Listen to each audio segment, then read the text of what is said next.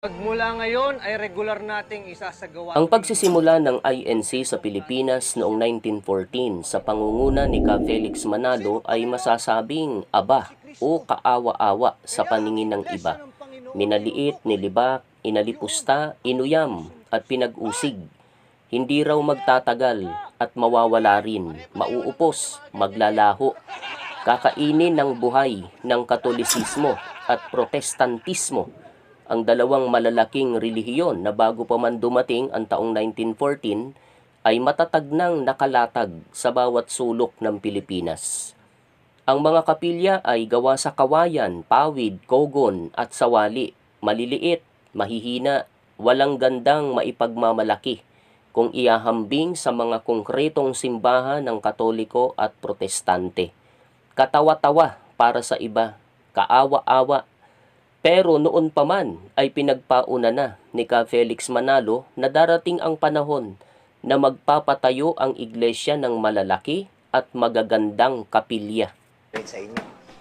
Matutuwa po ang ating mga kapatid at magiging maayos na ang ating pagtitipon dito sa bagong kapilya. Ang higit sa lahat na malulugod ay ang Diyos.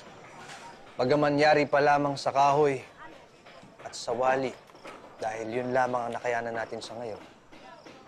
Sumampalataya kayo na darating ang panahon na makapaghahandog tayo ng malalaki, magaganda at mga dakila pang mga sambahan na mas ikalulugod niya.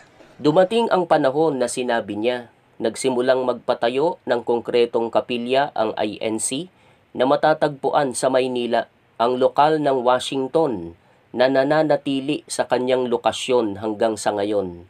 Nasundan pa ang pagtatayo ng mga konkretong kapilya sa pagdaraan ng panahon, hindi lamang mga konkreto, malalaki at magaganda ang mga ito.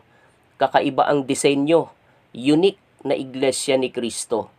Patuloy na dumami ang mga kapilyang ito sa panahon ni Ka Eranio Manalo. Lalong naglakihan ang mga ito at nagsilbing landmarks sa kalunsuran at kahit pa sa malalayong lalawigan. Waring walang katapusan ang Iglesia ni Cristo sa pagpapatayo ng mga gusaling sambahan. Sa katunayan, lalong bumilis ang pagdami ng mga ito sa panahon ng pangunguna ni Ka Eduardo Manalo. Ang mga maliliit ay pinalitan ng higit na malalaki. Hindi matatawaran ang ganda, laki at angking katatagan ng mga ito na pinakikinabangan ng kapatiran at hinahangaan naman ng mga nagmamasid lamang. Sa kabatiran ng marami, hindi lamang sa Pilipinas may mga ganitong kapilya ang